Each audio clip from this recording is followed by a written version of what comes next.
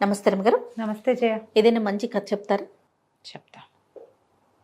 పూర్వట ఒక పల్లెటూరులో ఒక భార్య భర్త ఉండేవాళ్ళు. కొంచెం లేక గర్భవతి అయింది ఆవిడ. అయితే కొంచెం నెలలు నిండాక ఏమనిపించిందంటే ఏదైనా క్షేత్రానికి వెళ్ళి అక్కడ పురుడు పోసుకుంటే పుట్టే పిల్లలు కాస్త అదృష్టవంతులు అవుతారేమో క్షేత్ర మహాత్మ్యం వల్ల. ఏదైనా క్షేత్రానికి వెళ్దామయ్యా అని భర్తను అడిగింది. ఆ కాలంలో ఉంది కాలినడకన వెళ్ళటమే కదా. గర్భవతి నడవటం అంటే ఇప్పుడు మనం భయపడతాం, ఆ ఊరు ఎలా వెళ్తారు ప్రయాణాలని. ఆ కాలం అది కాదు. భగవంతుడు ఏది తెలిస్తే అది అవుతుంది అని చెప్పి క్షేత్రానికి 9వ నెల పడుతూ ఉండగా బయలుదేరారు. ఓయ్. వెళ్ళగా ఒక అడవిలో ఒక సిద్ధుడి ఆశ్రమానికి చేరారు.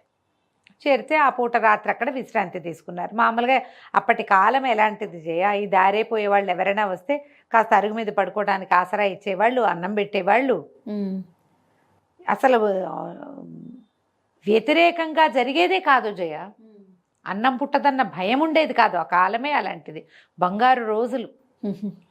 ఇప్పుడు నేనేనని మనమేనని చెప్పుకోవడానికి ఆధార్ కార్డు చూపించాల్సి వస్తుంది. అప్పుడు పద్ధతే కాదు అసలు. అయితే ఆ సిద్ధాశ్రమంలో పడుకున్నారు భార్య భర్త. ఒక పంచాన్ని ఇక్కడ పడుకోండి ఆయన అంటే ఆ అమ్మాయి బాగా అలసిపోయింది, పగలల్లా నడిచింది, ఆవిడ మంచి గాఢంగా నిద్రపోతుంది. భర్తకు పెద్దగా నిద్ర పట్ల. ఆయన అటు ఇటు కదులుతుంటే అవతల సిద్ధుడు ఆయన శిష్యుడు మాట్లాడుకుంటున్నారు. శిష్యుడు అడిగేట, ఈ మనిషికి ఏం బిడ్డ పుడుతుంది గురువుగారు అని అడిగితే ఆయన అన్నట్ట, ఆడపిల్ల పుడుతుంది కానీ ఈ మనిషి బతకదు పాపం, పురుట్లోనే తల్లి చనిపోతుంది. ఆ బిడ్డ కూడా, ఆ పుట్టిన బిడ్డ పెద్దదయ్యాక కొడుకుని అమ్ముకుంటుంది, అలాంటి జాతకంతో పుట్టబోతోంది ఆమె కూతురు అన్నాడు. ఓ, కాంతపోయాడు ఈ కడుపుతో ఉన్న ఆవిడ తండ్రి భర్త. ఇదేమిటి, లేక నాకు పిల్ల పుడుతుంటే అది పుట్టంగానే పెళ్ళాన్ని చచ్చిపోవటం ఏమిటి, ఆ పుట్టిన పిల్ల తనకు పుట్టిన బిడ్డను అమ్ముకోవటం ఏమిటి, అట్లా కనపడింది సిద్ధుడికి. అయ్యో నా కర్మ అనుకున్నాడు. ఆయనకేం చేయాలో తెలియదు. పొద్దున్నే లేచారు భార్య భర్త. ఏదో వాళ్ళు పెట్టింది ఏదో అంత తిని ఒక ఆయాకసురు ఇస్తే అది మూట కట్టుకుని నడుచుకుంటూ పోయారు. పై ఊరు చేరాక ఆవిడ ఇంకా క్షేత్రానికి చేరముందే పురుడు వచ్చేసింది. ఆ చూలాలికి పాపం వచ్చేసింది. ఆడపిల్ల పుట్టింది. పిల్ల పుట్టిన గంట తిరిగేసరికి తల్లి కాస్త మరణించింది.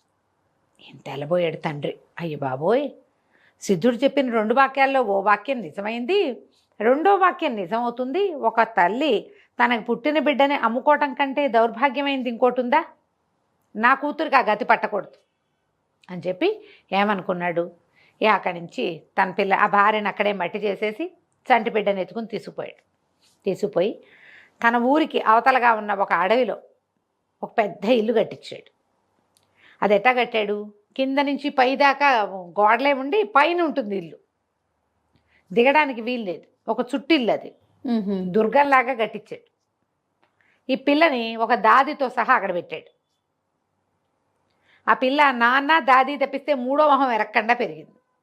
దాని కిందకి ఎప్పుడూ రానివ్వల, అది ఎప్పుడు ఆ దుర్గంలోనే ఉండేది. పిల్ల పేరు రూపరాణి. చక్కగా ఉండేది, చిలకల్లే. చిన్నప్పుడు బాగుండేది, పెద్ద అయ్యాక అందంగా తయారైంది. 16-18 ఏళ్ళు వచ్చినాయి, పిల్ల చక్కగా తయారైంది. ఈ దాది ఉండేది. అయితే ఏమైంది, ఒకనాడు ఆ రోజు తండ్రి వారానికి 2 వారాలకి లేదా 10 రోజులకి కుదిరినప్పుడల్లా వచ్చేవాడు. పైకి రాకుండా కింద నుంచే మాట్లాడి వెళ్ళిపోయేవాడు. పైకి వచ్చేందుకు దారి ఉంది. ఆ దారి ఎట్లా, పైనుంచి ఓ బుట్ట వేస్తే ఎక్కాలి. పైన ఒక కప్పి ఉంది దాన్ని లాగడానికి. కష్టపడితే రావాలి కానీ ఈజీగా వచ్చేది కాదు. తండ్రి కూడా పెద్దగా పైకి వచ్చేవాడు కాదు. అయితే ఆయన ఒక 10 రోజులు ఏదో ఊరెళ్తున్నానండి, ఈ 10-15 రోజులు కాస్త గ్యాప్ వస్తుంది అని సంబారాలన్నీ చేర్చాడు. బాగా సంపాదించాడు ఆయన. ఈ పిల్లని ఇలా దుర్గంలో ఉంచి రక్షించడం కోసం నేను చెప్పిన రాజకుమారుడినే నువ్వు పెళ్లి చేసుకోవాలి, వేరే వాళ్ళని వివాహం చేసుకోకూడదని కఠినమైన శాసనాన్ని చిన్నప్పటి నుంచి అలవాటు చేశాడు. నా అనుమతి లేకుండా నువ్వు వివాహం చేసుకోవడానికి వీల్లేదని, నీ జీవితం అంతా నా కన్సన్నల్లోనే ఉండాలని, నీకేం కావాలంటే అది చేస్తానని. పిల్లలకి బొయ్యలకి బొమ్మలు ఉన్నాయి, బొటికలు ఉన్నాయి, ఎన్నో ఉన్నాయి దాని దగ్గర అన్నీను. సరే ఏమైంది, ఒకనాడు ఈ తండ్రి వచ్చి వెళ్ళిపోయాడు. ఇక 15 రోజుల దాకా రానని చెప్పి వెళ్ళాడు. అది ఇంకా తండ్రి రాడని దిగులతోటి ఆ మేడ మీద అటు ఇటు తిరుగుతూ అటు చూస్తూ ఉంటే పైనుంచి ఒక గుడారం కనపడింది ఆ పిల్లకి. అదేమిటి, ఆ నగరానికి చెందిన రాజకుమారుడు వేటకి వస్తూ వేట కోసం ఒక గుడారం వేయించుకున్నాడు. అక్కడి నుంచి ఈ బట్టల్లో ఏదో కవచం అవి ధరించి వచ్చి బయట నుంచుంటే ఆ పిల్ల తెల్లబోయింది, ఇదేదో జంతువులాగా ఉందని గబగబా కిందకెళ్ళి దాదిని పిలుచుకొచ్చింది. దాదేమ్మ దాదేమ్మ, అదొక జంతువు ఏదో కనపడుతోంది, చూడు చూడు అని చూపించింది. చూపిస్తే ఆవిడ చూసి, అయ్యో జంతువు కాదే అమ్మాయి, మనిషేను, మనలాంటి వాడే, ఎంచక్కా ఉన్నాడు రాకుమారుడు, ఇట్లా శిరస్నానము అవి వేసుకుంటే జంతువు అనుకుంటాను, కొత్త జంతువు కాదు అనేసరికి అప్పుడు నువ్వు అదేదో కథలో చెప్పావు ఆ రాజకుమారుడు అంటే, రాజకుమారుల రాజకుమార్తెలు దయ్యాలు భూతాలు రాక్షసుల కథలు ఎన్ని విన్నదో, మరి దాది తనే ఇద్దరే ఉండేది. అదేలే. కథో కాలక్షేపములు అయితే రోజు గడవద్దు, కథలు విన్నది. ఓహో రాజకుమారుడు అనేసరికి వాడి మీద ఆసక్తి వచ్చింది పిల్లకి. కాసేపు అయ్యాక చూస్తే అతను ఆ వేసుకున్న శిరస్నానము ఆ కవచాన్ని విప్పేసి తేలికపాటి బట్టల్లో అటు ఇటు తిరుగుతూ యాక్టివ్గా కనపడుతుంటే ఇక వాడికి వేసి అదే పనిగా చూడడం మొదలుపెట్టింది. వాడు ఎలా కదిలినా దీనికి నచ్చుతున్నట్టే ఉంది. 2 పూటలు గడిచేసరికల్లా ఈ అబ్బాయికి ఎవరో తనని చూస్తున్నారని తెలిసింది. ఎవరా ఎవరా అని చూసుకుని మెల్లిమెల్లిగా దీని దగ్గరికి వచ్చేసాడు. కింద నుంచి కబుర్లు మొదలుపెట్టాడు. ఆ అబ్బాయి బాగున్నాడు, రాకుమారితే పిల్ల బాగుంది, 16-18 ఏళ్ల పిల్ల, అతనికో 20 ఏళ్ల వాడు. ఇద్దరు కబుర్లు చెప్పుకునేవాళ్ళు. రోజు వచ్చాడు. 15 రోజులు గడిచినాయి. 15 రోజుల తర్వాత నాన్న వచ్చాడు, కానీ మళ్ళీ 2 రోజుల పైక మళ్ళీ రాకుమారుడు పోయినవాడు మళ్ళీ వచ్చేసాడు. ఇక కింద నుంచి కబుర్లు చెప్పేవాడు. తర్వాత ఎప్పుడు నన్ను కిందే ఉంచుతున్నావు, నన్ను పైకి రాని రాని రాని అని బాగా అడగ్గా తండ్రి ఏమంటాడో నేను భయపడుతూనే అతనికి నిచ్చెనేసి పైకి రప్పించింది. ఒక వయసులో ఉన్న పిల్లవాడు ఒక దగ్గర ఉంటే ఎన్ని రకాలు జరగచ్చు.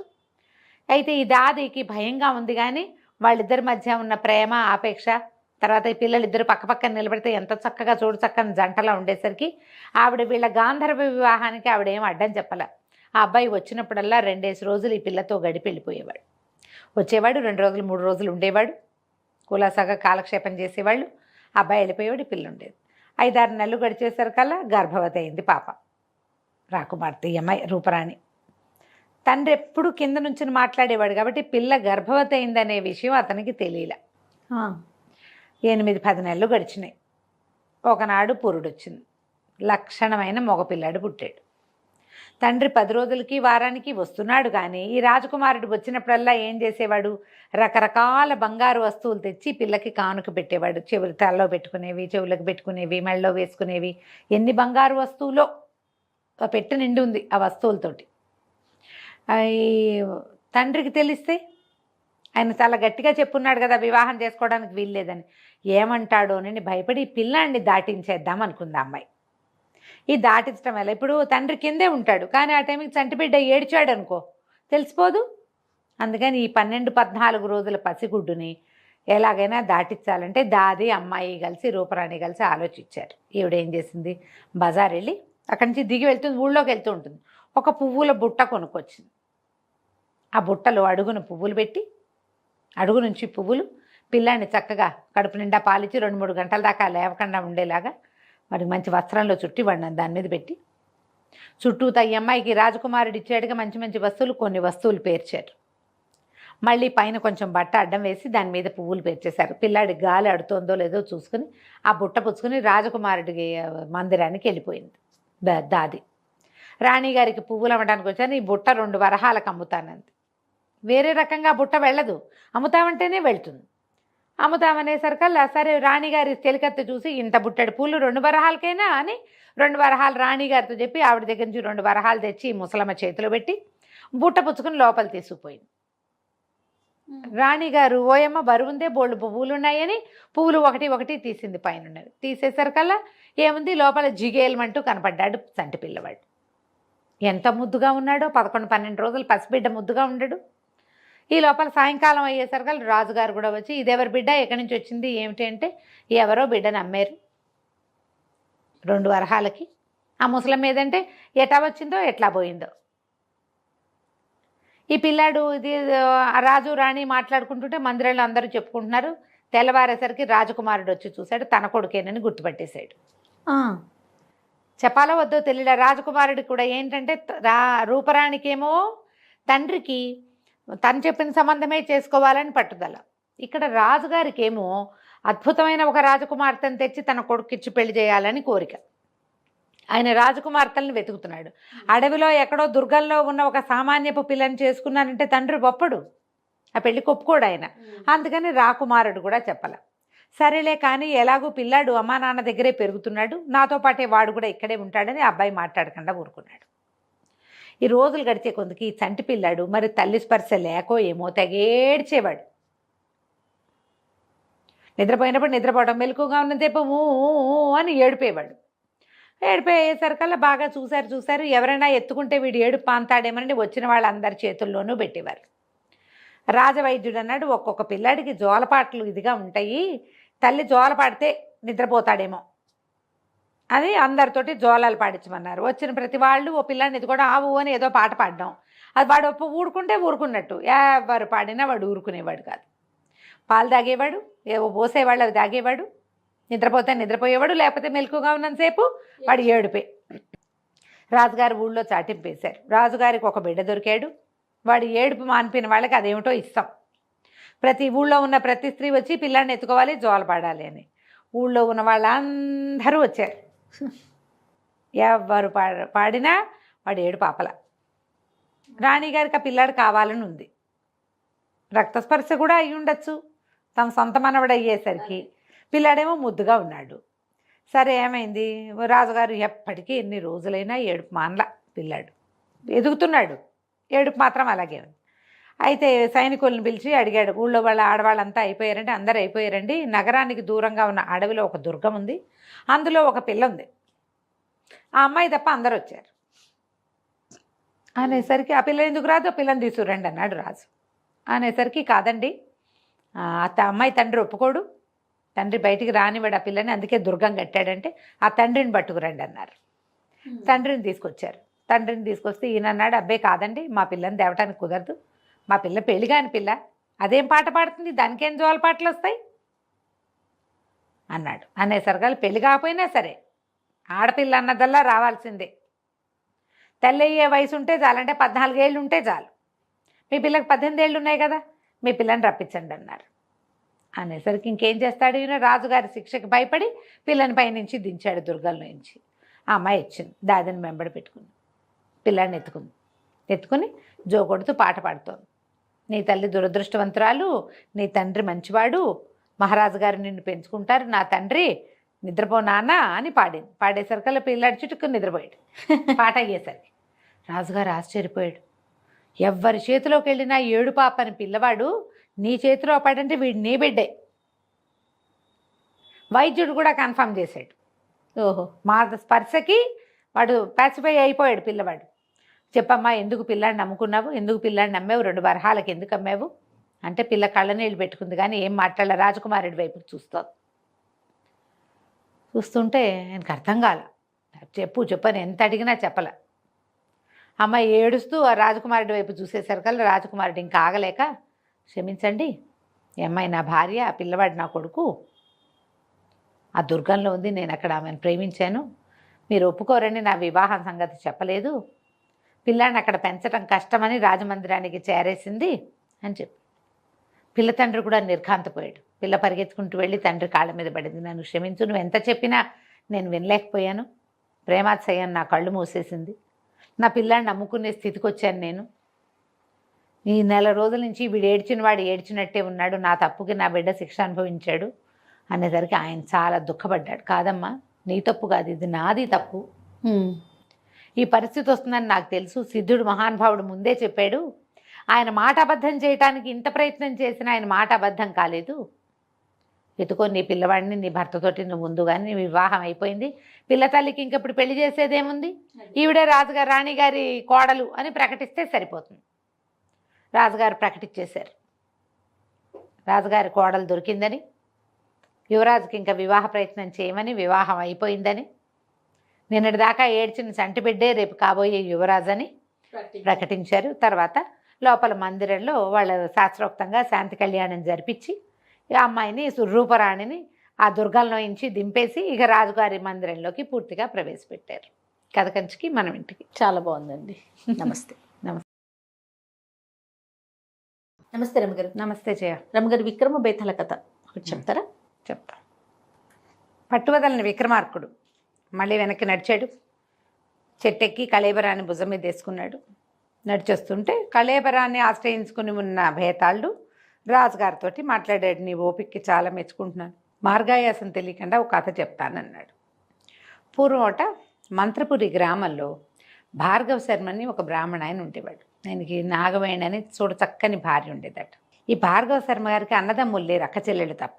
ఆయన కుటుంబానికి ఆయన ఒక్కడే. ఒక్క కుమారుడు కలిగితే బాగుండని చూశాడు. వాళ్ళ ఇళ్లలో రెండో పెళ్లి పద్ధతి లేదు. ఎన్నాళ్ళైనా సంతానం కలగల. ఆయన ఆ యజ్ఞం, ఈ హోమం, పుత్రకామేష్టని, అదని ఇదని ఎన్నో చేశాడు. ఎన్ని చేసినా సంతానం మాత్రం కలగలేదు. అయితే ఏమైందట, ఆ ఊరికి ఒక మంత్రసిద్ధుడు ఒక ఆయన వచ్చాడు. ఆయన అడవిలో ఏవో మూలికలు అవి ఏరుకోవటానికి వెళ్తున్నాను అంటే, ఈ భార్గవ శర్మ గారు నేను కూడా మీకు సాయం వస్తానని ఆయనతో పాటు వెళ్ళి ఆయన ఎన్నేళ్ల నుంచో వేటాడుతున్నటువంటి కొన్ని రకాల మూలికల్ని ఆయనతో పాటు తవ్వి తీసి ఇచ్చి ఆయన సేవించాడు. అయితే ఈయన ఏదైనా ఒక అడుగు నీకేం కావాలో నేను ఇస్తానన్నాడు ఆయన సిద్ధుడు. అనేసరికి ఈయన అన్నాడు, భార్గవ శర్మ బాబు సంతానం కావాలండి, ఒక్క కుమారుడు కలిగేటట్టు అనుగ్రహించండి, మందో మాకో మంత్రమో తంత్రమో ఏదైనా ఒకటి చెప్పండి అంటే, ఆయన పరకాయించి చూసి, భార్గవానికి సంతానం లేరు, ఏ రుణాలు లేకుండానే నువ్వు గతించవచ్చు, లేని దానికోసం ఎందుకు తాపత్రయపడతావు, హాయిగా ఉండు ఇట్లాగే నలుగురిని సేవించుకుంటూ అంటే, పుత్రుడు లేకపోతే పున్నామ నరకానే పోతాను ప్రభు, స్వామివారు ఏదో ఒకటి కరుణించండి కరుణించండి బాగా బతిమలాడాడు. సరే ఈయన అన్నాడు, సరే నా మంత్రసిద్ధిని నీకోసం ధారపోస్తానని అకాలంలో ఒక మామిడికాయని పండుని సృష్టించి ఇచ్చాడు. ఈ మామిడి పండుని భార్యతో తినిపించు, ఆమెకి మంచి సద్గుణాలు కలిగిన కుమారుడు జన్మిస్తాడు, మీకు దశుండి కాదు నా సిద్ధి వల్ల జరుగుతోంది ఇది అని చెప్పి ఇచ్చాడు. ఇచ్చేసరికల్లా సరే బాగానే ఉంది కదా అని తీసుకొచ్చి భార్యకి ఇచ్చాడు. ఆ నాగవేణికి ఇచ్చి, ఏమేవ్ ఇది చాలా అద్భుతమైంది, మరి సిద్ధుడు ఇచ్చిన పండు తప్పకుండా అద్భుతమైన కుమారుడు జన్మిస్తాడట, ఈ పండు నువ్వు తినవలసిందని భార్యకి చెప్పాడు. ఆమె కూడా సరేనంది. ఈరోజు సాయంకాలం లభించింది అది. ఆవిడేమనుకుంది, రాత్రిపూట ఎందుకు, రేపు ఉదయం తిథి నక్షత్రం వారం వర్జం లేకుండా చూసి రేపొద్దున స్నానం చేసి దేవతార్చన అయ్యాక తినచ్చని దేవుడి మందిరం దగ్గర పెట్టుకుంది. మర్నాడు ఆయన పొద్దున్నే ఆ సిద్ధుడు ఊరెళ్తున్నాడని ఈ భార్గవ శర్మ గారు ఆ సిద్ధుడు వెనకాల పడి వెళ్ళిపోయాడు. ఈ నీల నాగవేణి గారు ఇంట్లో ఉంది. పొద్దున్నే స్నానం చేసి పండు తిందామనుకునింది, స్నానం చేసింది, ఏవో అవి ఇవి పళ్ళు చక్క పెట్టుకుని దేవతార్చన దగ్గరకు వచ్చేసరికి ఆ పండు కాస్త లేదు. ఏం జరిగింది, ముందు రోజు సాయంత్రం ఆ పక్క ఇంట్లో ఉన్నటువంటి ఆదిలక్ష్మి అని ఒక ఆవిడ వీళ్ళ ఇంట్లోకి వచ్చింది. ఈ పండు తింటే పిల్లవాడు కలుగుతాడు, బోళ్ళంత బుద్ధిమంతుడు అవుతాడు, ఇది మన సిద్ధుడు ఇచ్చాడు, ఈ కబుర్లన్నీ ఆవిడ వినేసింది. ఆవిడకి 7 ఆడపిల్లలు, కొడుకు కోసం చూసి 7 కన్నది. ఈ పండు కొట్టేస్తే చక్కగా మగపిల్లాడు పుడతాడని ఆవిడ ఏం చేసింది, మర్నాడు పొద్దున ఈ నాగవేణి స్నానం చేసి తింటా వివరం అంతా చెప్పిందిగా, బావి దగ్గర స్నానం చేయాలి, ఈవిడ చల్లగా వీళ్ళ ఇంట్లోకి ప్రవేశించి ఆ పండు తస్కరించేసి నోట్లో వేసేసుకుంది. ఇల్లంతా వెతుక్కుంది నాగవేణి, ఎవరొచ్చారో ఎటా పోయిందో తెలీదు. ఇప్పుడు పండు పోయింది అంటే భర్త ఏమైపోతాడు, గుండె పగిలిపోతుంది ఆయనకి. ఆవిడ పరిపరి విధాల ఏడిచి దేవునికి పరిపరి విధాల దండాలు పెట్టుకుని మాట్లాడకుండా ఊరుకుంది. సాయంకాలం భర్త వచ్చాడు, ఈమె పండు తిన్నావా అన్నాడు. నివేదన పెట్టి తిన్నానని చెప్పింది. మరి ఇంకేం చేస్తుంది, పోయిందని చెప్తే గుండె పగిలిపోతుందేమో ఆయనకని ఊరుకుంది. కాకపోతే పండు తిన్నాక ఊరుకుంటే ఎటా, 3-4 నెలల్లో గర్భవతి అవ్వాలి కదా. ఓ 3 నెలలు చూశాక, ఏమే ఇంకా నీకు నెల తప్పలేదు అని అడగటం మొదలుపెట్టాడు ఆయన. అందుకని ఈవిడే నెల తప్పానని చెప్పింది. ఒకదాని తర్వాత ఒకటి అబద్ధం. మరి ఎప్పుడూ అలాగే జరుగుతుంది. ఇంతలో ఏమైంది, ఈవిడికి ఇట్లా 4వ నెల 5వ నెల వచ్చేసరికల్లా చెల్లెలు వచ్చింది. ఈవిడికి భాగీరథి అని ఒక చెల్లెలు ఉంది. ఆ చెల్లెలు పక్క ఊళ్ళో ఉంటుంది. అస్సలు వాళ్ళకి పరమ కడుపేద వాళ్ళు అనమాట. ఆ భాగీరథికి 7-8 మంది పిల్లలు ఉన్నారు. ఈ అక్కకి పిల్లలే కలగల. ఈవిడ ఎన్నోసారి మళ్ళీ కడుపుతో ఉన్నాను అక్కయ్య అని చెప్పేసరికల్లా ఈవిడ ఎగిరి గంతేసి వస్తే నీ పుణ్యం ఉంటుంది, ఆ గర్భం తీయించుకునే ప్రయత్నం చెయ్యొద్దు, ఆ పిల్లాన్ని నాకు ఇద్దు కానీ అంటే మా ఆయన ఒప్పుకోవాలి కదా. సరే ఒప్పిస్తాను నేను అని చెప్పి చెల్లెల్ని తన దగ్గరే పెట్టుకుని పోషించి, చెల్లెలకి కానీ నెలలు 9వ నెల వచ్చాక ఏం చేసింది, ఈ 9వ నెల వచ్చేదాకా ఈవిడ తను కూడా గర్భవతిగా ఉన్నట్టుగా నటించడం మొదలుపెట్టింది. చెల్లెల్ని పెద్దగా ఎవరికంటా పడనివ్వకుండా ఇక్కడే చెల్లెలు మామూలుగా ఉన్నట్టుంది, అంత పెద్ద కడుపుగా. పైగా ఏంటంటే ఆవిడ మొదటిసారి అయితే ఆశమా ఓసమా అంటారు, 5-6 పిల్లల్ని కన్నవాళ్ళు మామూలుగా తిరుగుతూ ఉంటారు.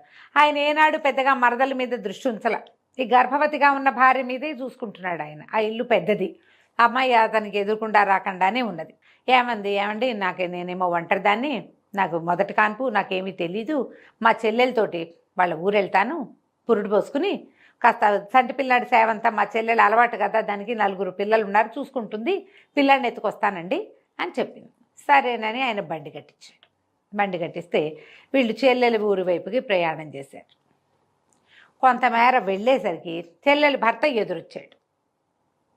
ఎదురొస్తే అతను అన్నాడు, మా పిల్లాన్ని మీకు ఇవ్వడానికి నాకు అభ్యంతరం లేదు, మీ ఒంటి మీద ఉన్న నగకటంతా మాకు ఇచ్చేసేయండి, ఈ కన్న పిల్లాన్ని మీరు తీసుకోండి. వీళ్ళ అదృష్టం బాగుండి ఆ భాగీరథికి ఆ అడవిలోనే పురుడు వచ్చేసింది, మగ పిల్లవాడు పుట్టాడు. సులువు కాన్పులు అలవాటైన మనిషి 7-8 కాన్పులు కన్నది. ఆవిడ పురుడు పోసేసుకుంది హాయిగా, ఈజీగా. అక్కయ్యకి గైడెన్స్ ఇచ్చి డెలివరీ చేసేసుకుంది. చేసుకున్నాక ఆ పిల్ల ఈవిడేం చేసింది, ఆ పొట్ట కట్టుకున్న బట్టలని విప్పి అక్కడ బారేసి ఆ పిల్లాన్ని ఎత్తుకుని కూర్చుంది. మెళ్ళో ఉన్న నగ నాణ్యం అన్నీ మరిది చేతిలో పెట్టింది. నువ్వు మళ్ళీ మా ఊరు రావద్దు, భాగీరథి పిల్లాడి పెంపకం అన్నాళ్ళు మా ఇంట్లో ఉంటుంది, నువ్వు పై పిల్లల్ని చూసుకో, ఏమైనా ఇంకా డబ్బులు కావాలంటే నేను ఇస్తా, నువ్వు మాత్రం ఇప్పట్లో రావద్దని చెప్పేసింది మరిదిలో. ఆయన తన ఊరు వెళ్ళిపోయాడు.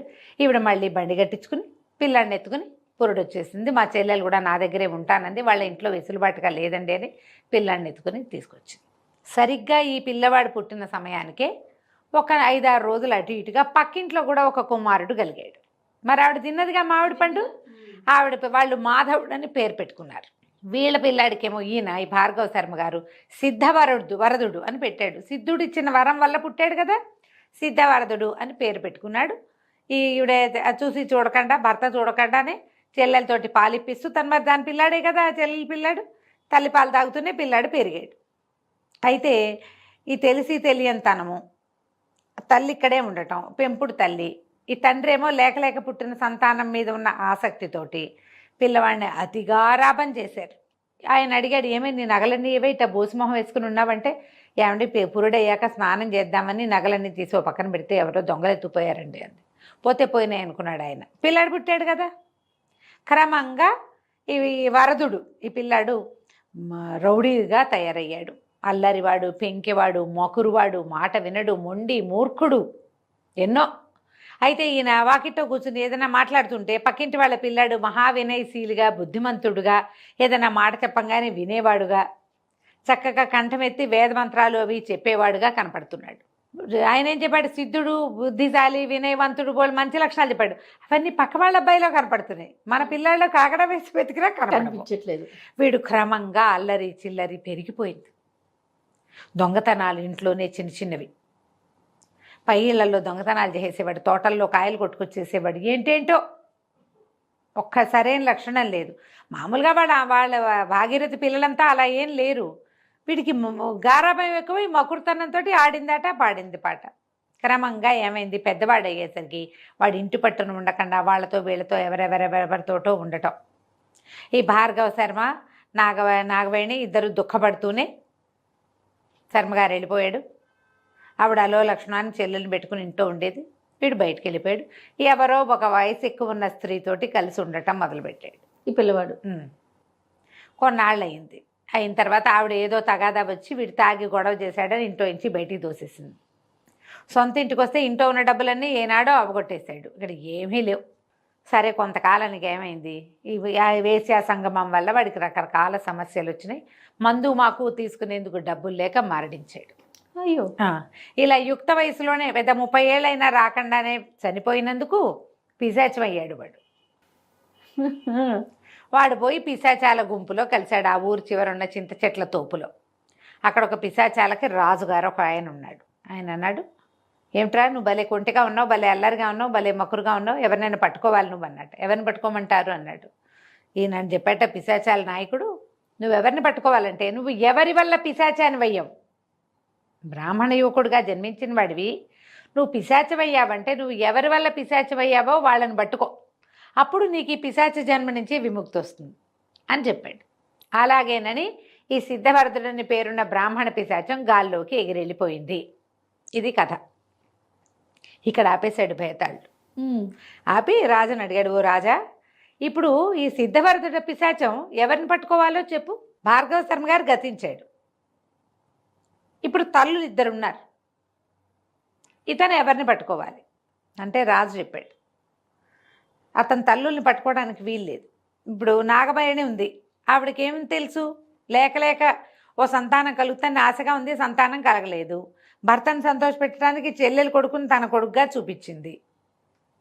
ఆవిడ ధర్మమే, ఆవిడ చేసింది తప్పు కాదు. పోనీ తల్లి భాగీరథి, ఆవిడ అక్కయ్య సంసారాన్ని నిలబెట్టడం కోసం తన కొడుకుని ఇచ్చింది. అక్కయ్య ఇంట్లో ఉంది, తన కొడుకు కాబట్టి తను ముద్దు చేసుకుంది. చెల్లెలు కొడుకు కాబట్టి ఒక మాట అయినా అనకడ్డా పెంచింది ఆవిడే. ఆవిడది తప్పులేదు, ఈవిడిది తప్పులేదు. భార్గవ శర్మ గారు ఎలాగూ లేడు.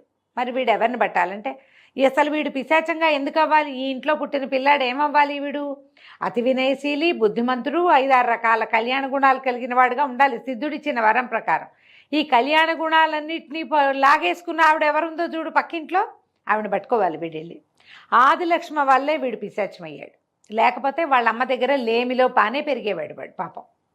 వాళ్ళ అమ్మింటోనే పుట్టాడు అనుకో, అమ్మ నాన్న దగ్గరే పుట్టాడు, వాళ్ళ దగ్గర ఏదో ఇంత పిసరే ఉంది, అంతే. చక్క పని పాట చేసుకుంటూ బుద్ధిమంతుడిగా ఉండేవాడు. వాడి పైన 6 అక్క చెల్లెలు బుద్ధిమంతులుగానే ఉన్నారు. వీడిట్లా నడమంత్రపు సిరింట్లో పడ్డానికి కారణం ఏమిటి? ఆ పండు పక్కింట్లోకి వెళ్ళిపోవటం. పక్కింటి ఆవిడ పండు దొంగతనం చేసి తను మంచి సంతానాన్ని కంటం కోసం వీళ్ళకి ఆవిడ చేసిన అన్యాయం వల్లే వీడిలా తయారయ్యాడు. కాబట్టి ఆదిలక్ష్మిని పట్టుకోవాలని చెప్పాడు. ఆదిలక్ష్మి ముసలిదైపోయింది, కానీ ఈ పిశాచం పోయి ఆదిలక్ష్మిని పట్టుకుంది. ఆవిడ నానా హింస పెట్టుండొచ్చు బహుశా అని చెప్పాడు.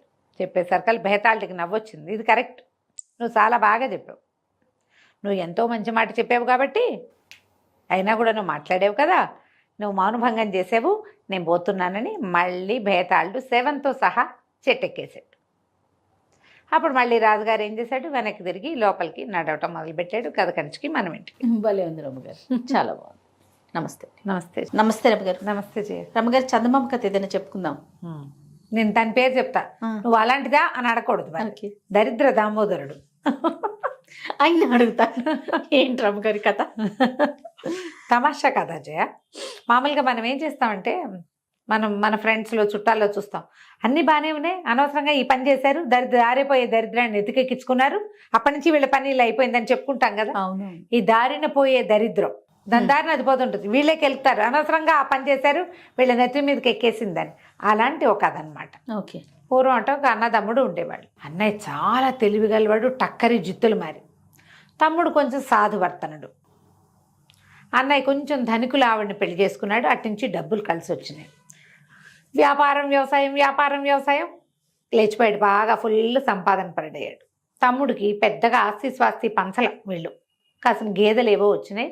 ఒక సామాన్య కుటుంబీకపు అమ్మాయి వచ్చింది భార్యగా. ఏదో అట్ట లాగేవాడు బండి. పెద్ద వ్యాపారాలు, గేదెల వ్యాపారాలు అవి చేస్తే డబ్బులు వస్తాయి, చేత కాదు అతనికి. అట్లా మెత్తగా ఉండేవాడు. క్రమంగా ఏమైంది, గొడ్లన్నిటికీ దొమ్మరోగం అంటారు, అదొక చిత్రమైన జబ్బు. ఒకదానికి వస్తే అన్నిటికీ అంటుకుంటుంది. గుడ్లు కాస్త చచ్చిపోయింది. గొడ్లతోటి హాయిగా ఉండేవాళ్ళు, వాళ్ళు బతికేవాళ్ళు. పిల్ల జల్ల ఏర్పడ్డారు. ఆయనకి పిల్లలు ఉన్నారు, ఈయనకి పిల్లలు ఉన్నారు. దాంతో వీళ్ళు ఇక సంపాదన లేక ఏదో పూట కూలికెళ్తే వెళ్ళినట్టు, లేకపోతే లేనట్టు కడుపులో కాళ్ళు పెట్టి కూర్చోవటం మొదలుపెట్టారు వీళ్ళు. అన్నయ్య మాత్రం భలే సంపాదించాడు. పెద్ద దివ్యభవనం కట్టాడు. ఆయన పట్టుకుంటేది బంగారం, ముట్టుకున్నది ముత్యము అయిపోయిందిట, అంత సంపాదించేశాడు. ఒక్కోసారి అట్లా కలిసి వస్తుంది చూడు కొంతమందికి.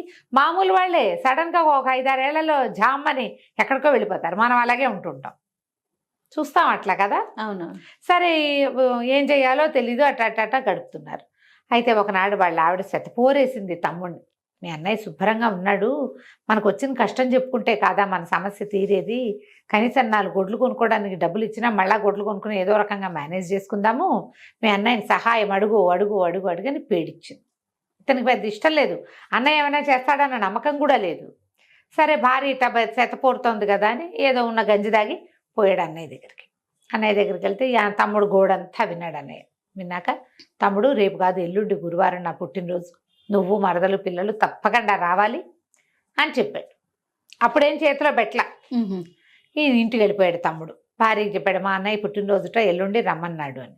వీళ్ళిద్దరు ఏమనుకున్నారు, ఓహో ఏదో ముట్ట చెప్తాడు బహుమతి. పుట్టినరోజు సందర్భంగా ఇవాళ అనుకుంటాడు బాగానే ఉందిగా. ఉమ్. సరే 3వ రోజున భార్యాభర్త ఉన్నంతలో కాస్త శుభ్రంగా తయారయ్యి పిల్లలకి మంచి బట్టలు తొడిగి తీసుకుపోయారు. తీసుకెళ్తే ఇక ఎంతమంది వచ్చారో, షావుకారులు, పెద్ద పెద్ద వాళ్ళు, రాజోద్యోగులు, గ్రామాధికారులు, ఎంత బొజ్జలు బొర్రలు ఉన్నవాళ్ళు. వీళ్ళు పక్కనే బకచిక్కిపోయి ఉన్నారు. వీళ్ళు తండ్రి భార్యాభర్త పిల్లలును అందరూ నున్నగానే ఉన్నారు. ఒక్కొక్కళ్ళు 1000 వరహాలు కూడా బహుమతి చేశారు ఈయనకి. 100 వరహాల బహుమతులు, రకరకాల సామాన్లు, వెండి సామాన్లు, పళ్ళ బుట్టలు, పువ్వుల గుత్తులు బహుమానాలు చేశారు. ఇక వాళ్ళ అన్నయ్య అయితే ఒక్కొక్కళ్ళకి దగ్గరుండి వడ్డిచ్చి, ఇంకో ముద్ద అన్నం తినండి, ఇంకొంచెం పాయసం వేసుకోండి, ఈ పానీయం తాగండి, ఇంకొంచెం పోస్తాను అని చెప్పేసి వాళ్ళ వెనకాల తిరుగుతూ అందరికీ వడ్డలను చేశాడు, భోజనం చేశాడు. భార్యాభర్త పిల్లలు ఇద్దరు, తమ్ముడు పెళ్ళాము పిల్లలు ఉంచున్నారు పక్కన. చెంపకి చేయి చేర్చి ఏం చేయాలో తెలియలా. బహుమతి ఇచ్చిన వాళ్ళు స్టేజ్ మీదకి వెళ్తున్నారు, వాళ్ళు భోజనాలకు తీసుకెళ్తున్నారు. వీళ్ళు ఏ బహుమతులు లేవు వీళ్ళ దగ్గర. నుంచున్నారు. అందరూ భోజనాలు చేశారు. తల్లి పిల్లలు పాప ఒట్టిగా ఉన్నారు. ఎవ్వరూ వీళ్ళ వైపు కూడా చూడలే. అన్న కానీ వదిన కానీ వాళ్ళ పిల్లలు కానీ పనివాళ్ళు కానీ వచ్చిన చుట్టాలైనా వీళ్ళు ఎవరి తాలూకు ఏంటని ఎవ్వరూ అడగల. ఇంకేం చేస్తారు? చూసి 10 గంటలు దాటిపోయాక ఇంకా ఇక్కడ ఉండి ఏం చేస్తాం, పదండి వెళ్ళిపోదాం అనుకుని భార్యాభర్త పిల్లలు 4 నడుచుకుంటూ బయలుదేరితే సరే ఆ విందులో బోళ్ళని పాటలు అవి పాడారు. ఏం తోచక పెద్ద గొంతుతో పాట పాడడం మొదలుపెట్టాడు ఆ తమ్ముడు.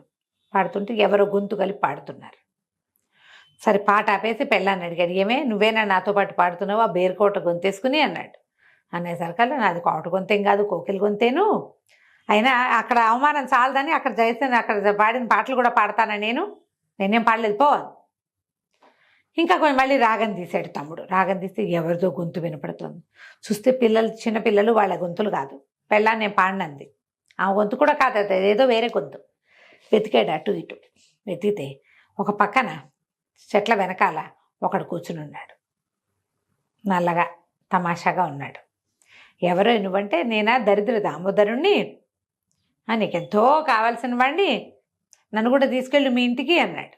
అనేసరికల్లా మాకే కడుపులో కాళ్ళు పెట్టి కూర్చుంటే నువ్వెవడు పోయి అని అనలా. నా పాటలో పాట కలిపాడు కాబట్టి వీడు నాకు తోడు, మా అన్నయ్య ఏం పాడలేదు నాతోటి ఓహో అని చెప్పేసి ఆ దరిద్ర దామోదరుడిని వెంట పెట్టు తీసుకెళ్ళాడు.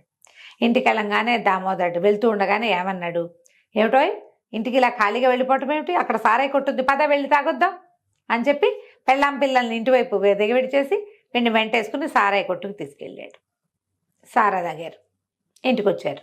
రోజు దామోదరుడు వీళ్ళింటోనే ఉండేవాడు. సారా తాగుదామనేవాడు, ఇలా ఇది అమ్మేసేయమనేవాడు. చెంబు తపేళ అన్నీ అమ్మేశాక భార్యకి 2 చింకి చీరలు, పిల్లలకి గోచిగుడ్డలు మిగిలినాయి వాళ్ళ ఇంట్లో. ఏమీ లేవు.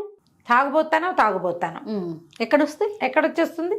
దుఃఖంతో తాగుతున్నాడు. ఏమీ లేవని దుఃఖంతో తాగితే ఏం పెట్టి తాగుతావు? అదే కదా, తాగడానికి డబ్బులు కావద్దు? ఆ డబ్బులు ఉంటే కనీసం తినడానికైనా ఉంటాయి కదా. నువ్వు ఒక్కడివి తాగటము, వీళ్ళందరూ తింటము సమానం. ఇది తినకపోయినా సరే నేను తాగేస్తాను. తాగుపోతులు ఇలాగే కదమ్మా దరిద్రులు, ఇట్లాంటి పనులే చేస్తారు. అక్కడి నుంచి ఏమైంది, 4 రోజులు కొంతకాలం గడిచింది. ఇంకా అధ్వానం అయిపోయింది వీళ్ళ స్థితి. వీడు తాగుడికి బానిస అయిపోయాడు. వాడికి తెలుస్తోంది వీడు ప్రొవోక్ చేస్తున్నాడు నన్ను అని, కానీ వదిలించుకోలేకపోతున్నాడు. అయితే ఏమైంది, ఓ జత ఎడ్ల బండ్లు పట్ట, నీకు ఒక తమాషా విషయం నేను చెప్తాను అంటే, సరే ఓ సుబ్బయ్య గారి ఇంటికి వెళ్ళి అడిగాడు, బాబు ఓ ఎడ్ల బండి జత కాస్త ఇవ్వండి, కొంచెం పని ఉంది, ఏవో సామాన్లు తెచ్చుకోవాలంటే ఆయన ఎడ్ల బండి జత ఇచ్చి, ఎడ్ల జత బండి పూంచాక ఈ దరిద్ర దామోదరుడు అడిగాడు, నీకు మన ఊరి నుంచి మీ అన్నయ్య ఊరు కాకుండా ఇంకో అవతల ఊరికి వెళ్ళేటప్పుడు ఒక పెద్ద కోన ఉంది తెలుసా అన్నాడు. తెలుసు అన్నాడు. అందులో నల్లపాషాణం ఉంది తెలుసా అన్నాడు. అక్కడ నల్లపాషాణం అంటే ఒక నల్లటి పెద్ద రాయిందట పాషాణం, దాని పేరే నల్లపాషాణం. మరి నల్లపాషాణం కింద బోల్డంత డబ్బు బంగారం ఉంది, మనం 2 పూట్ల తాగొచ్చు, వెళ్ళి తెచ్చుకుందామా అన్నాడు. అయినా తాగుడే. సరే పదన్నారు. పదన్నాక వెళ్ళారు. వెళ్తే ఆ నల్లపాషాణం అసలు ఎప్పటికీ కదల్లా ఉంది. చాలా కష్టపడే తమ్ముడు పక్కకు తోస్తే దాని కింద ఎంత డబ్బో, ఎన్ని నగలో, ఎంత బంగారమో అన్నీ సంచులతో తోడి బండి మీద ఎక్కించాడు తమ్ముడు. ఈ దామోదరుడు ఆ బండి మీద కూర్చుని ఇంకా ఎంతసేపు సోదరా, పద వెళ్ళి తాగొద్దామని పిలుస్తున్నాడు. ఈ తమ్ముడు కనిపించింది వీడి దుంపదేగా, నా దగ్గర చింకి పాతలతో మిగిలిన తాగుదామన్నాడు, ఇప్పుడు ఇన్ని కోట్ల డబ్బులు వస్తుంటే వీటితో తాగేదంటాడు, ఇవన్నీ తాగడానికేనా? ఇక నేను సుఖపడి తెచ్చేది ఎప్పుడు, నా పెళ్ళాం పిల్లని సంతోష పెట్టేది ఎప్పుడు? పోనీ. వీడిని ఇంటికి తీసుకెళ్ళకూడదు, వీడి వల్లే నాకు ఈ పరిస్థితి వచ్చింది అని చెప్పి, పోయి తమ్ముడు ఒకసారి ఇట్లా ఇంకా అడుగునేవో ఉన్నట్టునే చూడు అని దరిద్ర దామోదరుని పిలిచాడు. వాడు ఏం చేశాడు, ఇందులోకి వెళ్ళమంటావా అన్నాడు. ఇందులోకి వెళ్ళు అని ఆ నల్ల పాషాణం కింద గొయ్యి కనపడి గొయ్యి ఉందిగా, ఆ గోతుల నుంచి బంగారం తీశాడు. అందులోకి వాడు వెళ్ళంగానే ఇంకా చూడు అంటూ ఈ రాయి గస్త జరిపేశాడు. ఓహో. ఆ నల్ల పాషాణం కింద ఆ దరిద్ర దామోదరుడు ఇరుక్కుపోయాడు. ఇరుక్కుపోయాక వీడు బండి తోలుకుని ఇంటికి వెళ్ళిపోయాడు. తన ఇల్లు పాత చింకి పూరు గుడిసే, దాన్ని వదిలేసి అవతల శుభ్రంగా పెద్ద స్థలం కొనుక్కుని చక్కగా ఇల్లు కట్టుకుని పిల్లల్ని బళ్ళో వేసి బోళ్ళని గొడ్లు కొనుక్కుని ఒక చిన్న వ్యాపారం పెట్టుకుని హాయిగా ఉన్నాడు. కొంతకాలం అయ్యాక ఎప్పుడో ఒక సంవత్సరం 2 ఏళ్లకి వీళ్ళ అన్నయ్యకి వాళ్ళ నాన్న తద్దినం ఎప్పుడో మర్చిపోయాడు, తెలుసుకుందామనిపించింది. తమ్ముడికి తెలిసి ఉంటుందని తమ్ముడి ఇంటికి వచ్చాడు. తీరా వస్తే ఆ తమ్ముడు గుడిసె ఉండాల్సిన ప్లేస్లో ఇంకోళ్ళు ఎవరిలో ఉన్నారు, తమ్ముడు లేడు. వాళ్ళని అడిగాడు, మా తమ్ముడు ఉండాలి, ఫలానా వాడు, 4 పిల్లలు, ఇట్లా బక్కగా డొక్కుగా ఉంటాడంటే, ఆయన ఇప్పుడు ఎక్కడ ఉన్నాడండి, అవతల ఏటుగట్టుని పెద్ద మేడ కట్టాడు, అక్కడికి వెళ్ళండి అన్నారు. అనేసరికి ఆశ్చర్యపోయాడు, ఏమిటి నేను పావలా ఇవ్వలేదే వాడికి, వాడి దగ్గర ఉన్న గుడ్డన్నీ పోయాయి, అత్తమామ దగ్గర వీడికంటే దరిద్రులు వాళ్ళేమి ఇస్తారు వీడికి, ఇస్తే నేను ఇవ్వాలి, వీడు ఎట్టా ఎక్కిపోయాడో చూద్దామని ఈ నాన్నయ్య ఆ ఇంటికి బయలుదేరాడు. మేడలోకి వెళ్ళేసరికి పిల్లలు ఆడుకుంటున్నారు, చక్కగా మంచి కలిమిగా ఇల్లు కనపడుతోంది. ఈయన తమ్ముడిని చూడబోయాడు. ఇగో మా అన్నయ్య ఇచ్చాడు, అన్నం వడ్డించని చక్కగా అన్నయ్యకి భోజనం పెట్టి షడ్రసోపేతంగా బ్రహ్మాండంగా చూసుకుని కూర్చోబెట్టుకున్నాడు. ఆ వదిన బాగుందా, వాళ్ళు బాగున్నారు, వీళ్ళు బాగున్నారు, వ్యాపారం బాగుందా అనేసరికి అన్నయ్య అన్నాడు, ఎరా ఒరే మరి నీ దగ్గర ఏమీ లేదు కదా, ఇప్పుడు ఎట్టా వచ్చినాయినా ఇవన్నీ నీకు అన్నాడు. తమ్ముడు కొంచెం కూడా మర్మం లేకుండా మొత్తం చెప్పాడా? మొత్తం చెప్పాడు. నల్లపాషాణం కింద ఉంది డబ్బు, నేను అక్కడి నుంచి తెచ్చుకున్నాను అనేసరికల్లా ఈ అన్నయ్యకి పుట్టేసింది పురుగు. నువ్వు ఇలాంటి వాళ్ళని ఎంతమందినో చూస్తాను జయ, చక్కగా కలిగి ఉంటారు శుభ్రంగా, తమ్ముడో కజిన్ బ్రదరో ఏదైనా వ్యాపారంలోనో షేర్స్లోనో వాళ్ళకి బాగా కలిసి వచ్చిందంటే ఈ బాగున్న వాళ్ళు ఇంకా బాగుందామని అందులోకి వెళ్తారు జయ, ఉన్నది కూడా కాల్చుకుంటారు చేతులు. ఎంతమందిని చూస్తామో జయ ఇట్లా. మనకి షేర్స్ ఎందుకు అనుకోరు, మనకు తెలియదు కదా అని అనుకోరు కదండి. అవునవును అనుకోరు. ఇది మన పని మనకు బాగున్నప్పుడు వాడి పని ఎందుకొని పొరపాటును కూడా అనుకోరు. పోనీ వాడితోనే కలుద్దాం అనుకోరు, నేనే పగలగొట్టేసేయాలి, వాడికన్నా ఎక్కువ వెళ్ళాలనే ఆలోచన కదా. వాడితో పాటు వెళ్ళరు, వీళ్ళు విడిగా వాడి లాంటిదే ప్రయాణం చేస్తారు. వాడికి ఏదో సూడుండి కలిసి వచ్చింది, మనకు సూడుండదు, ఉన్నా కూడా పోతాయి. అవును. ఈ అన్నయ్యకి ఇంటికి వెళ్ళేసరికల్లా అనిపించింది, ఇదేమిటి నాకంటే కోటేశ్వరుడైపోయాడే వీడు, విత్ నో టైము, టైం పట్ల మనకు కూడా కావాలి. ఆ నల్లపాషాణ కింద ఇంకేమైనా ఉందేమో తెచ్చుకుందాం అనుకున్నాడు. వెళ్ళండి. దరిద్ర దామోదరుడు ఉన్నాడని తెలియదు, అదేలేండి చెప్పలేదు, అదంతా ఇంపార్టెంట్ మ్యాటర్ కాదు కదా. సరే ఈయన ఏం చేశాడు, ఒకనాటి రాత్రి ఒక బండి తీసుకెళ్ళి పలుగు పారా పుచ్చుకొని వెళ్ళి ఆ నల్లపాషాణాన్ని కదిపి తోసేసరికల్లా అందులో ఇరుక్కొని ఉన్నవాడు ఎగిరి వీడి మెడ మీద కూర్చున్నాడు. దుర్మార్గుడా, ఇంతకాలం నుంచి నన్ను ఇందులో పడదోసి వెళ్ళిపోతావా, నీ అంతు చూస్తాను, పద మీ ఇంటికి పద అన్నాడు. అనేసరికి వీడు లబలబలాడుతూ అన్నయ్య అన్నాడు, బోరు నాయన నువ్వెవరోరా, నిన్ను దీని కింద పెట్టింది మా తమ్ముడు, ఇంకేమైనా ఉందేమో చూడ్డానికి వచ్చాను నేనంటే, మీ తమ్ముడైనా మీ అన్నయ్యైనా నాకు లెక్కలేదు, నాకెవడు దొరికితే వాడే లెక్క, దరిద్రానికి ఏం లెక్క అన్న తమ్ముడు, అదే కదా, దొరికిన వాడే లెక్క, నువ్వు నాకు దొరికావు, నన్ను ఇంటికి తీసుకెళ్లాల్సిందే, నీ సంగతి నేను చూడాల్సింది అని చెప్పి ఆ మెళ్ళ మీద నుంచి దిగల జుట్టు పుచ్చుకుని స్వారీ చేస్తూ మెడ మీద నుంచి దిక్కండా వాళ్ళ ఇంటికి వెళ్ళిపోయాడు. ఇక అన్నయ్య ఆస్తంతా అమ్మించేశాడు, అన్నయ్య ఆస్తంతా అమ్మించేశాడు, అన్ని రకాల పనులు వాడు అన్నది కాదంటానికి వీల్లేదు. దరిద్రపు లక్షణం అనమాట అది. ఆ బుద్ధి అలా కర్మానుసారంగా అట్లా వెళ్ళిపోతుంటుంది, పెడతోవలు పెట్టేస్తుంది, దరిద్రంలో పడిన జీవి బయటికి రాడు. అక్కడి నుంచి అంత అయిపోయి అన్నయ్య ఏం చేశాడంటే, ఒక బండి చక్రాలు చేయిస్తూ ఆ చక్రానికి శీలకి మధ్యలో వీడిని ఇరికిచ్చి చెక్కలు కొట్టేసేసి తీసుకెళ్లి సముద్రంలో పారేసాడు. వీడు మళ్ళీ రాకుండా, దరిద్రం పైకి రాకుండా ఉంటేనే బాగుంటుంది. అయితే ఓ పడవవాడెవడో ఆ వైపుకి వెళ్తూ ఆ తమాషాగా ఉన్న ఆ బండి చక్రాన్ని చూసి, ఎవరైనా ఏదైనా డబ్బో దశకమో ఇందులో దాచిపెట్టి ఇట్లా ప్యాక్ చేసి ఉంటారు ఓపెన్ అని చెప్పి దాన్ని ఓపెన్ చేశాడు. వాడి నెత్తి మీదకి ఎక్కాడు. అలా అందరి నెత్తల మీదకి దరిద్రం ఎక్కుతూనే ఉంటుంది. వదిలించుకోవాలి మనం, అంతే కదా అమ్మగారు? అంతే. ఇప్పుడు ఇంకా భూలోకాల్లో దరిద్ర నారాయణుడు తిరుగుతూనే ఉన్నాడు, దరిద్ర దామోదరుడు. అంతే, కట్టాడా ఇక పట్టుకున్నాడా వాడు వదిలిపెట్టాడు. దరిద్రం వదిలించుకోవటం ఎంత కష్టమో జయ. అది దొంగతనాలు చేయిస్తుంది, దుర్వ్యసనాలు పాలు చేస్తుంది, అబద్ధాలు చెప్పిస్తుంది, చెయ్యకూడని పనులన్నీ చేయిస్తుంది. దానివల్ల స్నేహితులు పోతారు, చుట్టాలు పోతారు, పెళ్ళాం పిల్లలు తప్పిపోతారు, మంచి అనేది పోతుంది, దైవం అనుకూలించడు, అన్నీ ఇబ్బందులే. అన్నీ ఇబ్బందులే. అలాంటివి నెత్తినెక్కకుండా చూసుకోవాలి, జాగ్రత్తగా ఉండమని చెప్తుంది కథ. అంతే. నమస్తే అండి. నమస్తే జయ. రమ్మగారు, చందమామ కథ ఏదైనా చెప్పుకుందామండి. పాత చందమామ కథల్లో జయ, పూర్వమట ఒక మహిష్మతి నగరం అనుకుందాం. దానికి నాగాదిత్యుడు అని ఒక రాజుగారు ఉండేవాడు. రాజు చాలా సమర్థుడు, తెలివైన వాడు, మంచి గట్టివాడు. ఆయనకి రాజవతి దేవని భార్య, దేవాదిత్యుడని కుమారుడు. ఓకే. నాగాదిత్యుడికి దేవాదిత్యుడని కొడుకు. అయితే వీళ్ళకి ఆ మహిష్మతి నగరానికి చుట్టుపక్కల పెద్ద పెద్ద అడవులు ఉండేవి. ఈ రాజుకి చాలా మృగయ వినోదం ఎక్కువ, మృగయ వ్యసని. ఆయన వేటాడడం అంటే మంచి ఇష్టం.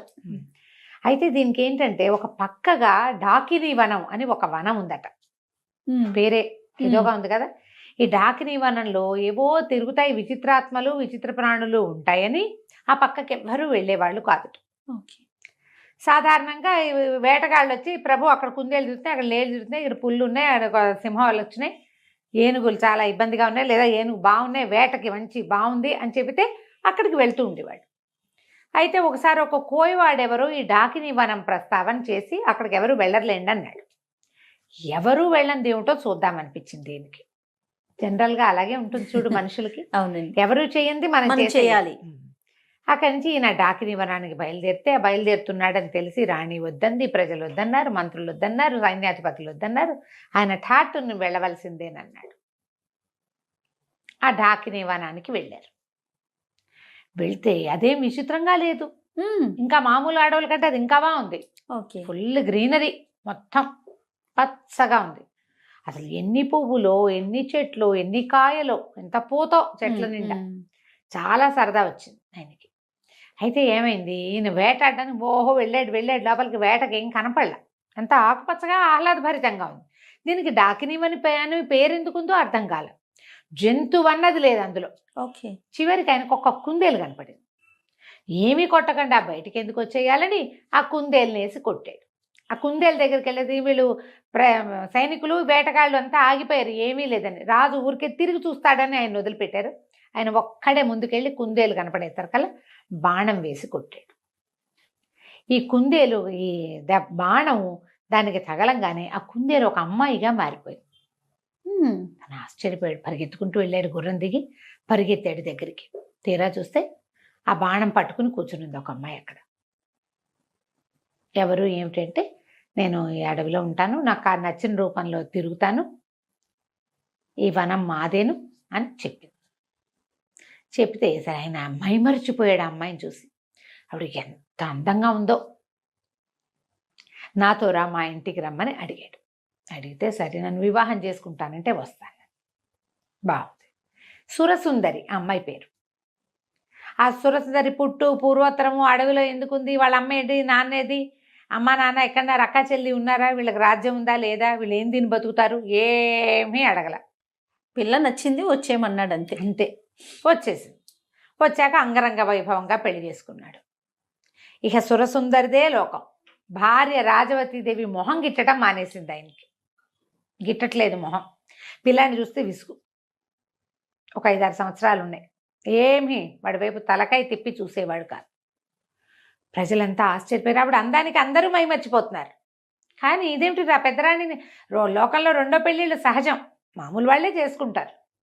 రాజుగారు 2వ పెళ్లి చేసుకోవడం విచిత్రమేం కాదు. కానీ భార్యని సరిగ్గా చూసుకోకపోవడం ఉంది చూడు, అది వింతగా ఉంది. ఆయన చీదరించుకునేవాళ్ళు ఆవిడ్ని. కొన్నాళ్ళకి సురసుందరికి కూడా ఓ కొడుకు పుట్టాడు. కొడుకు పుట్టిన తర్వాత వీళ్ళంతా ఏం చెప్పుకున్నారు, ఇంకేముంది, సురసుందరి కొడుకే రాజ్యం వస్తుందంటే పెద్దరాణి గారి కొడుకు ఎందుకు ఊరుకుంటాడు, 7 ఏళ్ళ వాడు. ఈ చిన్నపిల్లాడికి 20 ఏళ్ళు వచ్చేసరికి వాడికి, పెద్దవాడికి 27 వస్తాయి, వాడు ఒప్పుకుంటాడా? ప్రజల్నిలో తిరుగుబాటుతాడు. అక్కడి నుంచి ఆ సురసుందరికి పుట్టేసింది, ఎలాగైనా సరే ఈ కుర్రాన్ని మా తల్లిని ఊళ్ళో ఉండనివ్వకూడదు, వాళ్ళు ఉంటే నాకు ఉండబుద్ధి కావట్లేదు, వాడిని చూస్తే నాకు భయం వేస్తోంది అని ఈ భర్తని బాగా ఎక్కేసేసరికి ఈయన ఆలోచించి ఒకరోజు దేశ బహిష్కారం విధించేశాడు. ఏ సందర్భం వచ్చినా అన్న తమ్ముడు కలిసినప్పుడల్లా ఈ తమ్ముడు ఏదో కొడ్డ పని చేయటం, ఆ అన్న ఓ చేయి విదిలించడం.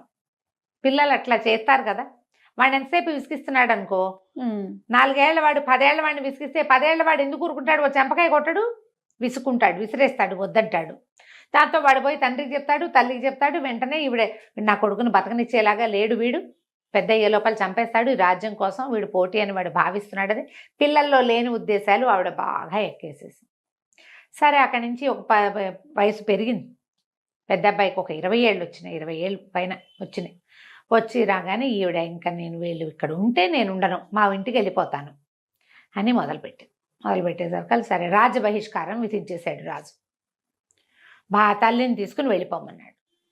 మంత్రి సేనాధిపతి ఎవరికీ ఇష్టం లేదు. సరే వాళ్ళు ఏం ఆలోచించుకున్నారు, రాజబహిష్కారం అంటే రాజ్యం చివరిదాకా రథం మీద తీసుకెళ్ళి రాజ్యం వెలుపల వదిలిపెట్టాలి, నేను తీసుకెళ్తానని సైన్యాధిపతి రథం ఎక్కించుకుని రాత్రి వేళ చల్లగా తన ఇంట్లో ప్రవేశపెట్టి ఇంట్లోపల బంకర్లో దాచిపెట్టాడు రాణిని, రాకుమారుని. ఇక్కడే ఉంచుకున్నారు, ఎక్కడికి వెళ్ళొద్దు, చూద్దాం ముందు ముందు ఏం జరుగుతుందని. ఈ మంత్రి గారికి ఎలాగైనా ఈ సురసుందరిని అడ్డం తొలగించేసేయాలని ఉంది. ఈవిడ వల్లే ప్రాబ్లమ్స్. ఆయన ఎంతసేపు ఆవిడ చుట్టూతానే తిరుగుతాడు.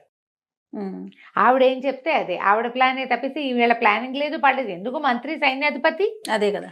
అయితే ఏం చేశాడు ఈయన, రహస్యంగా విషం పెట్టించాడు రాణిగారికి.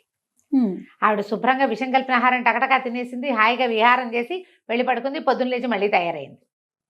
అంటే విషం ఇమిడిపోతోంది. 2-3 సార్లు ట్రై చేశారు.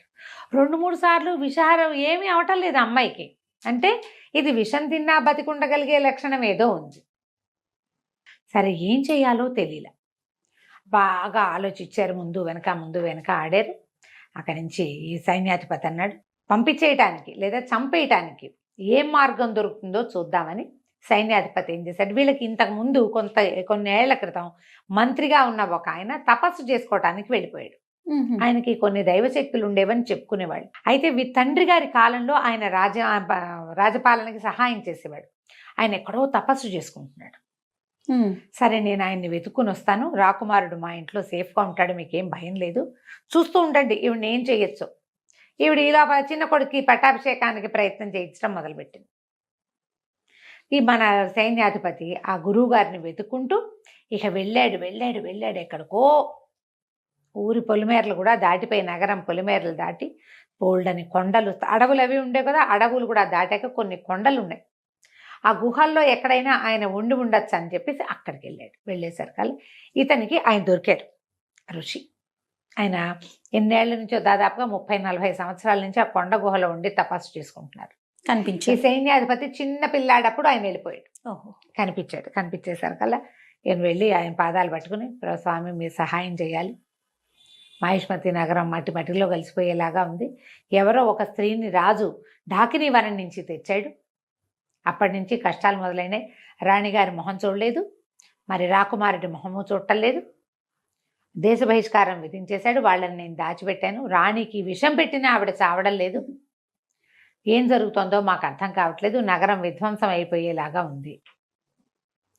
సరే అక్కడి నుంచి ఏం చేశారు, ఈయన బాగా జ్ఞాన దృష్టితోటి ఆలోచించి ఏం చెప్పాడంటే, ఆమె నిజంగా ఢాకిని రాజుని వశం చేసుకుంది మంత్రశక్తితోటి. ఆయనకి భార్య కొడుకు అక్కర్లా, మీరు ఎవరేం చెప్పినా విండు, ఆవిడేం చెప్పినా వింటాడు. అదే జరుగుతోంది. ఈ అమ్మాయి ఏ డాకిని వనంలో అయితే ఈ అమ్మాయి ఇచ్చిందో ఆ డాకిని వనంలో ఒక పెద్ద చెట్టు ఉంది. 12 ఊడలున్న మర్రి చెట్టు. చాలా చెట్లు ఉన్నాయి అక్కడ. 12 ఊడలున్న మర్రి చెట్టుకు వెళ్ళాలి. ఆ మర్రి చెట్టు తొర్రలో ఒక వెండి దబ్బన ఉంటుంది. ఆ దబ్బనమే ఆ అమ్మాయిని చంపగలిగే శక్తి ఉన్నది. డాకిని చంపగలిగేదాన్ని వాళ్ళ ఆ వనంలో దాచిపెట్టి డాకిన్లందరూ దాన్ని కాపలా కాసుకుంటున్నారు. ఇన్నేళ్ల నుంచి ఎవ్వరూ ఆ వనంలో ప్రవేశించాల. రాజు అందులోకి వెళ్ళాడు, ఆమెకు వశమైపోయాడు. ఆ దబ్బనం తెచ్చి కాలు మీద పాదం మీద పొడిస్తే చస్తుంది. అది ఎట్లా చేయాలి? ఎవరు చేయాలి? ఎవరు చేయాలి? అక్కడి నుంచి ఇతను అన్నాడు, సరే ప్రయత్నం చేస్తా అని చెప్పి అక్కడి నుంచి బయటకు వచ్చాడు. వచ్చి ఇప్పుడు డాకిని వనం వెళ్ళాలంటే మొత్తం ఈ నడిచిందంతా మళ్ళీ వెనక్కి వెళ్ళాలా? అందులోకి వెళ్తే అక్కడ ఏం ప్రాబ్లమ్స్ వస్తాయో తెలియదు. సరే వెనక్కి వచ్చి మంత్రి గారికి ఈ విషయం చెప్పి సైన్యాధిపతే స్వయంగా డాకిని వనానికి వెళ్ళాడు. పగటిపూట వెళ్ళాడు. అది అమావాస్య కాకూడదు, మంగళవారం కాకూడదు, ఇట్లా మంచి రోజులు చూసుకుని, అవన్నీ కొత్త కొత్త సమస్యలు వస్తాయి. మంగళవారం కాకుండా అమావాస్య కాకుండా చూసుకుని వెళ్ళాడు. వెళ్ళి ఆ బోలెడన్ని మర్రి చెట్లు వెతికి చివరికి ఆ 12 ఊడలున్న మర్రి చెట్టు త్వరలో చేయి పెడితే ఇంత పొడుగు దప్పన దొరికింది, ఇంత వెండిది. అది పట్టుకొచ్చాక సరే ఇంటికి వచ్చేసాడు. ఈ లోపల ఏమైంది, ఈవిడ తనకు విషం పెడుతున్నారు అది కానీ తెలుసుకుంది. ఆవిడ తెలుసుకుంది. అక్కడి నుంచి రాకుమారుడు బయటికి వెళ్ళలేదని, ఊళ్ళోనే ఎక్కడో దాక్కున్నాడని వాసన పసిగట్టేసింది. అన్ని ఇళ్ళు సోదా చేయించి సైన్యాధిపతి ఇంట్లో నుంచి బయటికి తీసుకొచ్చేశారు. సైన్యాధిపతి ఇంటికి వచ్చేసరి కల్లా రాకుమారుడు పట్టుబడిపోయాడు. దాంతో ఆవిడేమంది, వీడికి ఊరేయాలి, ఊరి శిక్ష, కుర్రాడికి ఊరి శిక్ష వేస్తే గానీ కుదరదు. దేశ బహిష్కారం ఏమిటి? దేశ బహిష్కార శిక్షని ఉల్లంఘించినందుకు శిక్ష ఊరి. బాగుంది.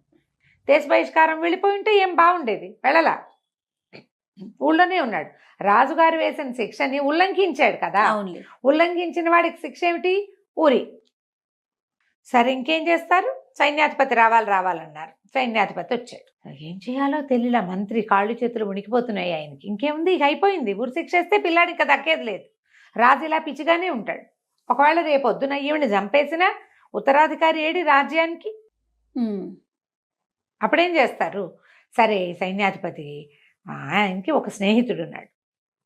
ఈయన ఇంట్లో ఉంటే ఏడుస్తే రాజుగారు రాణిగారు బాధపడుతుందని ఆ స్నేహితుడి ఇంటికి పోయి అక్కడ చాలా దుఃఖించాడు. ఏం చేయాలి, ఇంత ప్రయత్నం చేశాం రాజకుమారుడిని రక్షించడానికి. చిన్నపిల్లాడు, 20 ఏళ్లవాడు. ఏదో యుద్ధ విద్యలు అవి కొద్దిగా నేర్చుకున్నాడు. తండ్రి నిరాదరణ వల్ల అతను తెలివైన వాడైనా పెద్దగా ఏమీ చేయలేకపోయాడు.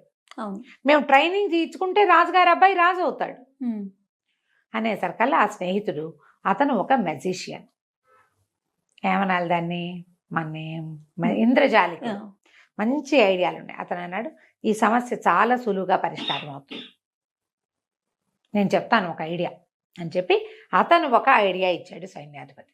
అది వినంగానే సైన్యాధిపతి కళ్ళు తుడుచుకున్నాడు. పరిగెత్తుకుంటూ మంత్రి గారింటికి వెళ్ళాడు. ఉరి శిక్ష వేస్తామని, రేపేనని రాణిగారు స్వయంగా వచ్చి పర్యవేక్షించచ్చని చెప్పు. నా దగ్గర ఒక మంచి ఐడియా ఉంది. నా స్నేహితుడు ఇచ్చిన ఐడియా ప్రకారం ఇది వర్కౌట్ చేస్తే ఆవిడ పీడ విరగడవుతుంది. నేను దెబ్బనని తెచ్చా, దాన్ని ఏం చేయాలో ఆ రోజు చేద్దాం అనేసరికల్లా 3 రోజుల్లో ముహూర్తం పెట్టారు. యువరాజుకి ఊరి శిక్ష. కొంతమంది ప్రజలు వాళ్ళు వీళ్ళు చేరారు. సైన్యాధిపతి మంత్రి ఏమన్నారంటే, ఇట్లా పెద్ద శిక్షను ఉల్లంఘించిన వాడిని మన రాజు రాణి సమక్షంలో తీయాలి, మీరు అక్కడ నుంచుంటే ఉరిదీస్తాం మీ ముందు అంటే ఈవిడ సంతోషించింది. తనకి రాజ్యానికి అడ్డం తొలగిపోతుంది, ఈ రాజ్యం అంతా డాకిని హస్తగతం అయిపోతుంది, అదే కదా కావాలి. సరే ఏం చేసింది, వచ్చి ఎదురుగుండా నిలబడింది. ఈ కుర్రాన్ని ఒక గోడ వారగా నిలబెట్టారు, ఒక గోడ దగ్గర నిలబెట్టారు.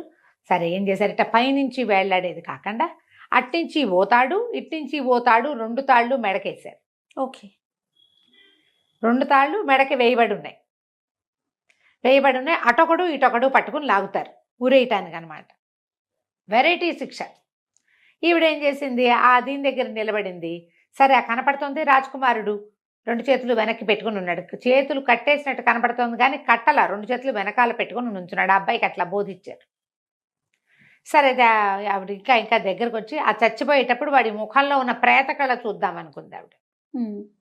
ఈ అటు ఇటు 2 సైనికులు నిలబడ్డారు కదా, ఈ మధ్యలో రాకుమారుని నుంచోబెట్టారు తాళ్ళేసి. ఇద్దరు చెరో పక్కన తాళ్ళు లాగారు. తాళ్ళు లాగేసరికల్లా ఈ 2 తాళ్ళు వాడి మెడకి బిగుసుకోకుండా 2 తాళ్ళు ఒకటికొకటి పట్టుకుని పక్కకి వెళ్ళిపోయినాయి. రాకుమారుడు ఒక్కసారి ముందుకు పడ్డట్టుగా పడ్డాడు.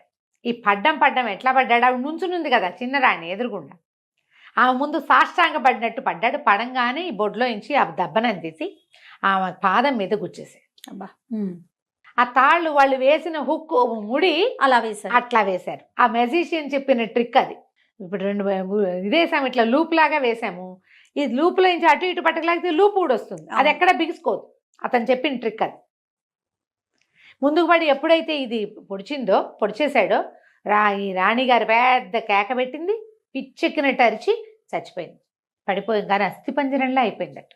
పడటం. ఎప్పుడైతే ఈమె ఇక్కడ పడిపోయిందో అంతఃపురంలో ఉన్న ఆవిడ కుమారుడు కూడా మరణించాడు. ఢాకిని జాతి అంతమైపోతుంది ఆ దెబ్బనంతో. ఓహో. ఇంతలో ఏమైంది, రాజుగారికి తెలుసు కొడుక్కి ఉరిశిక్ష వేసినట్టు. ఆయన అప్పుడే స్పృహ వచ్చినట్టు, ఇదేది రాణిగారేది కుమారుడేడి అని అడగటం మొదలుపెట్టాడు. రాకుమారుడికి ఉరిశిక్ష వేస్తారు కదండి మీరు అనగానే ఆయన ఎలాగో దీపోమని ఏడవటం మొదలుపెట్టాడు. రాకుమారుడికి ఉరిశిక్ష వేయటం ఏమిటి, నా కొడుకుని నేను ఎట్లా పోగొట్టుకుంటాను, నా భార్య ఏది, ఆమె ఎక్కడుంది, ఆమె ఎంత దుఃఖంలో ఉంది, నా భార్యో నా కొడుకు అని. అప్పటిదాకా ఆయనకి పెళ్ళాము కొడుకు గుర్తు కూడా లేరు. అప్పుడే ఆయన మీద నుంచి ఒక మంత్రం కట్టుపోయినట్టు అయిందనమాట. ఆయన కేకలు పెట్టి ఏడుస్తుంటే మంత్రి గారు పరిగెత్తుకొచ్చాడు. ఏం పర్వాలేదు, అంతా సజావుగా జరుగుతుందని రాజుగారిని తీసుకుని ఇక్కడికి తీసుకొచ్చారు. వచ్చేస్తానానికి తెస్తే రాకుమారుడు చక్కగా నిలబడినాడు. ముందు ఒక అస్థిపంజరం ఉంది. ఇది ఎవరిదంటే ఎవరిది, అక్కడి నుంచి ముందు మనం ఈయన ఒక సెయింట్ని కలిశాడు కదా, సైన్యాధిపతి వాళ్ళ గురువుని. ఆయన ఏం చెప్పాడంటే ఎప్పుడైతే ఈ అమ్మాయి ఆవిడ మరణిస్తుందో వెంటనే ఆ అస్థిపంజరాల్ని భూస్థాపితం చేసేసేయండి, పైకి రానివ్వకండి. అంటే 50 అడుగుల లోతున ఒక నుయ్యిలాగా తవ్వి ఆమెది కుమారుడివి ఇద్దరివి అస్థిపంజరాలు అందులో వేసేసి బస్తాల కొద్దీ ఉప్పు పోసి దాన్ని మూసేసి దాని మీద ఒక మామిడి చెట్టుని పాతిపెట్టారు. ఇంకెప్పటికీ వాళ్ళు అక్కడి నుంచి బయటికి రాకుండా అయిపోతారనమాట. అది పళ్ళు కాసేది కాస్త ఏమవుతుంది ఆ వివరాలన్నీ చెప్పలేదు, కానీ ఇలా చేసేసారు. ఆ తర్వాత రాకుమారుడికి అన్ని విద్యలు నేర్పుకుని అతన్ని మళ్ళీ రాజుని చేశారు. పట్టాభిషేకం చేసి రాజుని చేశారు. కథ కంచికి మనం ఇంటికి. బాగుంది రమ్మగారు. నమస్తే అండి.